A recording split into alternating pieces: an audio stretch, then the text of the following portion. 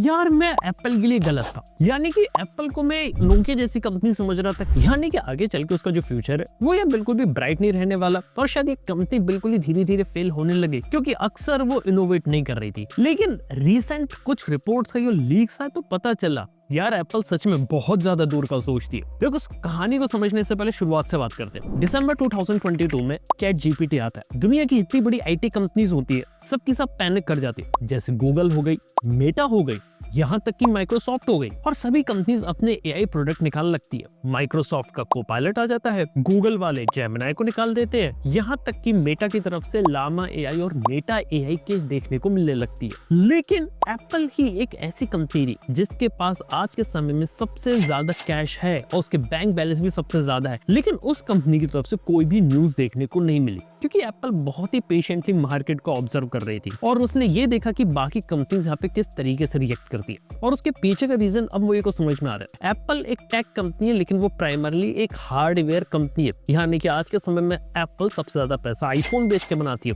यानी कि आईफोन पे प्रॉफिट मार्जिन एप्पल के बहुत ही ज्यादा है। लगभग ग्लोबल लेवल पे बात करें तो 80% प्रॉफिट स्मार्टफोन मार्केट का सिर्फ एक ही कंपनी यहाँ पे खा रही है, जो बहुत ही बड़ी बात है। और इस वजह से एप्पल जब एक हार्डवेयर कंपनी सॉफ्टवेयर में है नहीं, तो एप्पल को थोड़ा डरने की जरूरत नहीं, क्योंकि आर्टिफिशियल इंटेलिजेंस जो आई है वो एक तरह से इंटरनेट है, एक तरह से सॉफ्टवेयर कंपनी जो अपना बिजनेस सॉफ्टवेयर के ऊपर डिपेंडेंट करती है उसी का इम्पैक्ट कर रही है। जैसे कि चैट जीपीटी के आने के बाद गूगल सर्च डिस्ट्रॉय हो सकती थी, इसलिए जेमिनाई को बनाया गया ताकि गूगल सर्च में भी इंटीग्रेट की जा सके और गूगल के जितने भी प्रोडक्ट है सब में जेमिनाई जा सके। क्योंकि गूगल का भले ही पिक्सल फोन आता हो, लेकिन मार्केट में उसके जो प्रोडक्ट या उसकी जो सर्विसेज होती है वही उसको पैसा बना के देती है। हार्डवेयर में कोई ज्यादा है नहीं गूगल का रोल। सेम विद माइक्रोसॉफ्ट का हार्डवेयर क्या है, सर्फेस वगैरह आता है, लेकिन वो आज के समय में माइक्रोसॉफ्ट अपनी क्लाउड सर्विसेज बेचता है, विंडोज बनाता है, माइक्रोसॉफ्ट ऑफिस बनाता है, और उन्हीं जगहों पे वो अपने कोपायलट को ले आया। मेटा क्या है, प्राइमरली एक सोशल मीडिया प्लेटफॉर्म है, और उसे पता है कि सोशल मीडिया में एआई की जरूरत पड़ेगी, तो इंस्टाग्राम में मेटा एआई ला रहा है, व्हाट्सएप के अंदर मेटा एआई लाता है, और डेफिनेटली उसने मेटा एआई के ग्लासेस निकाल के हार्डवेयर कैटेगरी में भी कूदने की कोशिश करी है, जो बहुत ही सरप्राइजिंग चीज है। लेकिन एप्पल जैसी कंपनी की तरफ से ऐसा कोई भी ऐसी अनाउंसमेंट सुनने को नहीं मिली, और ये देख के मैं भी हैरान था कि एप्पल जैसी कंपनी जो इतना ज्यादा पैसा होल्ड करती है, वो आर्टिफिशियल इंटेलिजेंस में क्यों पैसा नहीं डाल रही।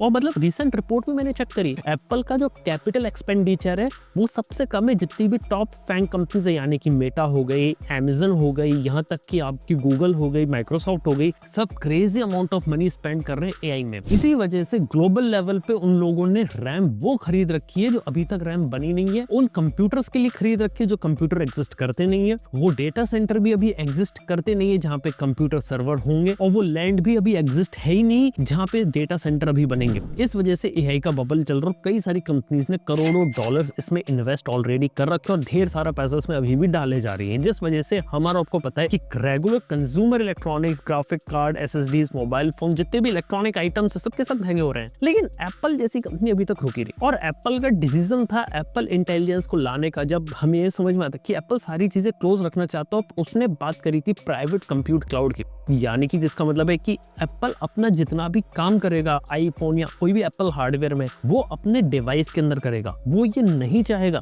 कि उसके इंफॉर्मेशन यूजर की कहीं बाहर जाए, क्योंकि अक्सर एप्पल ने अपने एडवर्टाइजमेंट और हर जगह यही बात करी है कि एप्पल प्राइवेसी का ध्यान रखता, आपकी बातें 24 आवर्स लिसन नहीं करता, और इसी की वजह से ये मार्केट में परसेप्शन क्रिएट कर दिया कि एंड्रॉइड इतना ज्यादा प्राइवेसी नहीं प्रोवाइड करता है, हम लोग ज्यादा सिक्योर है, हम लोग ज्यादा प्राइवेट, और आप iOS के पीछे आप आइए। ये भी परसेप्शन था। इस वजह से एप्पल ये चाहता था कि यहाँ पे आपका डेटा मोबाइल फोन में रहे। इस वजह से एप्पल इंटेलिजेंस जब आई थी तब ये पुराने आईफोन 15 पे नहीं चल रही थी, इसके लिए मिनिमम आईफोन 15 प्रो चाहिए था। और एप्पल के एम सीरीज के एप्पल सिलिकॉन के जो मैकबुक आते हैं ना, उनमें एप्पल इंटेलिजेंस चली थी, और आईपैड के जो नए वर्जन है जिसमें ऑब्वियसली बेटर चिप था उसके अंदर चली, क्योंकि बेसिकली एप्पल ये करना चाहती थी। लेकिन प्रॉब्लम एप्पल के साथ ये हुई कि एप्पल इंटेलिजेंस के अंदर वो फीचर्स आई नहीं, और ऊपर से एप्पल से ये डिमांड की जा रही थी एप्पल अपना खुद का एआई बनाए, खुद का मॉडल क्रिएट करे, और सुनने में आता शायद इंटरनली डेवलप कर रहे हैं। लेकिन एप्पल ने एप्पल इंटेलिजेंस के ऊपर इतना ज्यादा ध्यान नहीं दिया, ना ही उसके फीचर्स अभी अच्छे तरीके से आए, ना ही उसने कोई बहुत बड़ा इम्पैक्ट यहाँ पे क्रिएट किया। इस बात को अक्सर मैंने भी और कई लोगों ने क्रिटिसाइज भी किया, और एक बात का क्रिटिसिज्म ये भी मिला था कि एप्पल इंटेलिजेंस में मान लो सीरी अगर आप यूज कर रहे हो तो सीरी जो यहाँ पे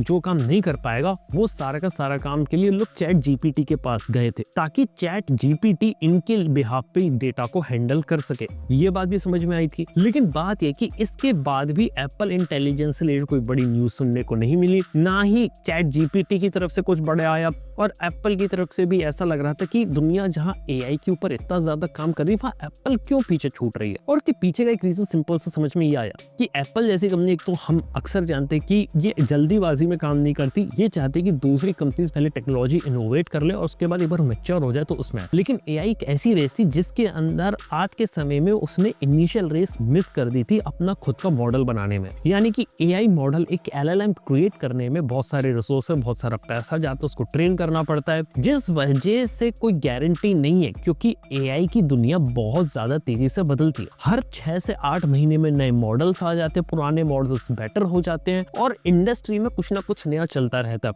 और बहुत तेजी से काम होता रहता है। और मान लीजिए अगर एप्पल वाले एप्पल इंटेलिजेंस में अपना खुद का एलएलएम मॉडल अगर लेकर आ जाते तो कोई गारंटी नहीं है कि वो ओपन एआई और जेमिनी से compete कर पाते। तो फिर एप्पल को डायरेक्टली बोला जाता कि आप उस लेवल का प्रोडक्ट क्यों नहीं बना पा रहे हो, और हमारे को अगर एक सुपीरियर प्रोडक्ट मिल रहा है तो हम वहां क्यों नहीं जाए। ये सबसे बड़ा एक रीजन था जिस वजह से एप्पल ने एआई मॉडल वाली रेस में इतनी अच्छी तरीके से नहीं कूदी। लेकिन एप्पल के साथ इंटरेस्टिंगली अभी हाल फिलहाल कुछ सबसे इंटरेस्टिंग चीज हुई। सबसे पहले तो गूगल और एप्पल का कोलैबोरेशन, यानी कि गूगल और एप्पल को हम एनिमी समझते हैं, यानी गूगल एंड्रॉइड बनाता है, एप्पल का iOS, दोनों की दुश्मनी हमारी सालों से चल रही है। लेकिन दोनों हाथ मिला रहे एआई को लेकर, जेमिनी को इंटीग्रेट करने वाले एप्पल इंटेलिजेंस में, जो कि एप्पल के सर्वर पर रन करेगी, गूगल अपना मॉडल देगा और कुछ चीजें एप्पल के आईफोन में भी चलेंगी, जिस वजह से आपको पूरा एक रिवैम्प्ड सीरी मिलेगा। यानी कि सीरी तो एप्पल एक वॉइस असिस्टेंट सबसे पहले मार्केट में ले आया था, लेकिन सीरी के अंदर उन्हें जो एडवांसमेंट एआई में करने चाहिए तो उसमें वो हमेशा से पीछे रहा। लेकिन अब सीरी के अंदर वो कैपेबिलिटीज आएंगी जिस वजह से वो बेटर एक एआई असिस्टेंट की तरीके से बिहेव करे। इवन ये भी क्लेम किया जा रहा है कि फ्यूचर के iOS वाले वर्जन में ये बिल्कुल वॉइस असिस्टेंट नहीं,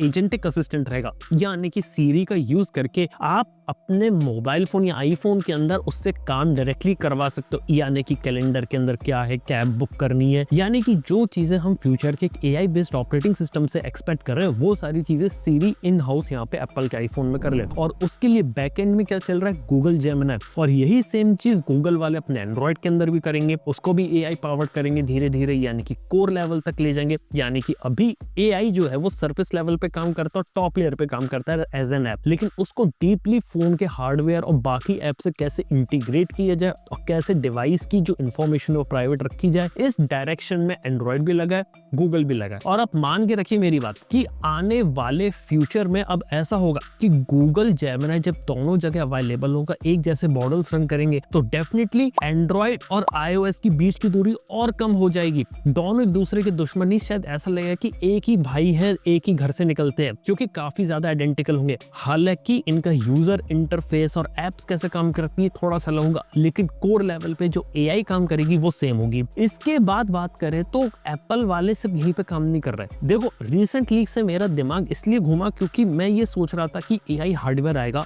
और एप्पल वाले शायद एआई में शायद लेट कूदे, लेकिन उनकी स्ट्रेटजी अब मैं थोड़ा समझ गया। क्योंकि एप्पल वाले पहले तो ये कोशिश कर रहे थे कि उनके पास मार्केट में ऐसे डिवाइसेस हो जो जिनके अंदर एनपीयू थोड़ा अच्छा हो और उसके अंदर एआई रन की जा सके। इस वजह से आईफोन 15 प्रो के बाद कि ज्यादातर जो आईफोन्स आए हैं लगभग सभी उनके अंदर आपको एप्पल इंटेलिजेंस का फीचर मिल रहा है। इसके अलावा मैकबुक्स आ रहे हैं उसके अंदर और आईपैड्स के अंदर भी आ रहा है, तो डेफिनेटली एक सर्फेस लेवल उन्होंने क्रिएट कर लिया। हालांकि iOS के अंदर जो नया सीरी आ रहा है ये ऑलरेडी डिले हो चुका है। रूमर और लीक्स कहते हैं कि 2026 में हमें नया और रिवैम्प्ड सीरी मिलेगा जो गूगल जेमिनी के साथ पावर्ड होगा, और फाइनली एप्पल के पास भी खुद का एक ऐसा असिस्टेंट होगा जो बाकी चैट जीपीटी और गूगल जेमिनी को टक्कर दे सके। हालांकि बैकएंड में जेमिनी चलेगा, लेकिन सीरी के आने से चीजें काफी ज्यादा बेटर हो सकती है। और एक बार ये प्रोडक्ट मार्केट में आ गया फिर धीरे धीरे एप्पल आने वाले फ्यूचर में एआई हार्डवेयर पे कूद सकती है। देखो रैबिट R1 और ह्यूमन एआई पिन के बारे में तो हमने बहुत सुना है और ये बहुत बुरी तरीके से फेल हुए। लेकिन मेरे को ऐसा लग रहा है और इवन एप्पल के लीक्स देख के भी ऐसा लग रहा है कि एप्पल इस हार्डवेयर वाली रेस में कूदी, क्योंकि एप्पल देखा जाए तो एज ए सॉफ्टवेयर कंपनी नहीं है, वो आज के समय में हार्डवेयर ज्यादा बेचना चाहती है। और एप्पल के साथ एक बात है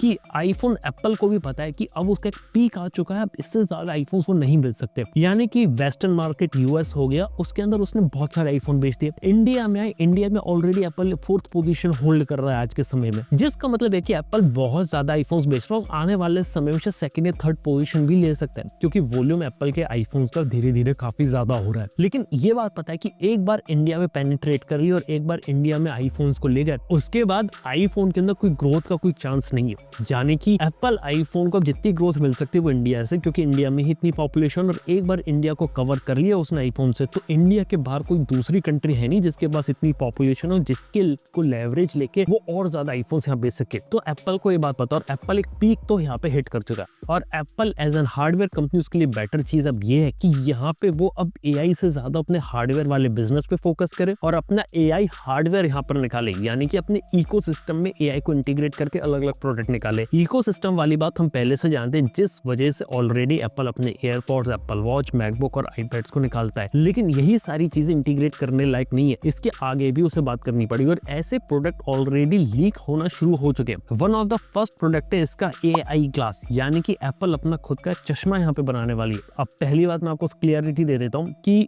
एप्पल का जो ग्लास होगा ये विजन प्रो से कंप्लीटली डिफरेंट होने वाला है। ये एआर नहीं होगा, कोई वीआर नहीं होगा, ये ऑडियो इनेबल्ड ग्लास होगा, जिसके बारे में बोला जा रहा है इसमें कैमरा होगा, और ये रेब-एन मेटा ग्लास जैसा होगा, लेकिन उससे बेटर और स्टाइलिंग देगा, सीरी को इंटीग्रेट करेगा और एप्पल के इकोसिस्टम में आएगा। मेटा ग्लास के साथ दिक्कत है कि वो थोड़ा सा उसको पेयर करना पड़ता है हर जगह से, और कई बार जो मोबाइल फोन के साथ तो कनेक्टिविटी ठीक है, लेकिन देखा जाए तो उसका इकोसिस्टम अभी भी नहीं बन पाया, ये बात है। और मेटा एआई थोड़े ऊपर नीचे काम करती है अभी भी, लेकिन अगर सीरी के अंदर एडवांस फैसिलिटीज है और एप्पल अपने इकोसिस्टम में एआई ग्लास अगर इंटीग्रेट करे तो ये बहुत बड़ी कैटेगरी बन सकता है। सबसे पहले तो एआई ग्लास के साथ एप्पल को ये बेनिफिट मिलेगा कि एप्पल एक लाइफस्टाइल वाली कैटेगरी में जाएगा, और जहां इंडिया में और ग्लोबली भी लोग सिर्फ एप्पल के लोगों को दिखाने के लिए सिर्फ फैशन स्टेटमेंट समझते हैं, तो ग्लास एक ऐसी चीज होगा जो एक फैशन स्टेटमेंट की तरीके से एस्टेब्लिश करेगा। और अब खुद सोचिए कि इंडिया में जब लोग आईफोन को शॉक करते हैं तो ग्लास तो एक ऐसी चीज है जिससे आप पहनेंगे, और किसी ने अगर एक ग्लास पहना, उसका डिजाइन अलग है और कहीं पे वो एप्पल का लोगो अगर हाईलाइट हो रहा है, तो लोग भी समझेंगे उस चीज को ज्यादा, मतलब वो एक फैशन स्टेटमेंट, स्टाइल स्टेटमेंट बन के आएगा, और वो एक शो ऑफ की चीज होगी, और वो चीज मार्केट में चल सकती है। भले ही लोग उसको यूज ना करें, लेकिन अगर एक लाइट वेट, एक अच्छा ग्लास बना दिया तो चल सकता है। इसके साथ ही ये एआर ग्लास नहीं होने वाला। एप्पल विजन प्रो एक बहुत बड़ा फेलियर साबित हुआ एप्पल के लिए, उसकी यूनिट्स और वॉल्यूम्स इतने ज्यादा नहीं बिके, और आज के समय में एप्पल जो है ना वो विजन प्रो का शिपमेंट इतना ज्यादा नहीं करा, उसके फ्यूचर वर्जन के बारे में भी ज्यादा बात नहीं करी है। एप्पल वाले उसको थोड़ा साइड कर दे, यानी कि एप्पल के लिए वो टॉप प्रायोरिटी नहीं है। उन्हें लगा था कि मेटावर्स या वीआर के आने के बाद विजन प्रो एक अच्छा प्रोडक्ट बन सकता है, लेकिन विजन प्रो के साथ प्रॉब्लम ये थी बहुत ज्यादा महंगा था, इसलिए वो प्रोडक्ट ज्यादा नहीं चला। इंडिया में तो कभी आया नहीं, बाहर भी नहीं बिका विजन प्रो। ओवरऑल एक ऐसा ग्लास बनाया जाए जो विजन प्रो जितना महंगा नहीं हो, लेकिन 1 लाख रुपए, 50,000, 60,000 तक जाए, उसके अंदर एक अच्छा एक्सपीरियंस दिया जाए, तो इंडिया में जो लोग हैं वो शायद ऐसे प्रोडक्ट को लेना काफी ज्यादा पसंद कर सकते हैं। इवन EMI का इसमें बहुत बड़ा रोल हो सकता है, जिस वजह से जो एप्पल जो एआई हार्डवेयर की जो रेस आ रही है ना, वहां पर भी रह सकता है। और सिर्फ ऐसे नहीं, सिर्फ ग्लासेस एप्पल बना रहा है, इसके अलावा पता चला एयरपॉड्स भी स्पेशल बना रहा है एप्पल, जिसके अंदर आपको कैमरा या IR कैमरा, लाइडर सेंसर्स भी देखने को मिल सकते हैं। ये कुछ वैसा है कि ये ऑलवेज पावर्ड होंगे सीरी के साथ, आप उसमें सीरी से डायरेक्टली बात कर पाएंगे, बाहर की बातें सुन पाएंगे, गाने सुन पाएंगे। आईफोन उसके अंदर एक एक्सेसरी होगा, और आईफोन एक सेंटर पीस होगा, लेकिन आपको बार बार आईफोन निकालने की जरूरत नहीं है। इसके अलावा बात की जाए तो ह्यूमन पिन को तो काफी ज्यादा क्रिटिसिज्म मिलता है कि यार वो एग्जिस्ट नहीं करता, लेकिन समझ में आता है कि एप्पल एक पेंडेंट यहाँ पे बना रहा है जो कि बिल्कुल एयर टैग जैसा लगेगा, जिसके अंदर कैमरास, माइक्रोफोन और माइक्स होंगे, और बिल्कुल ये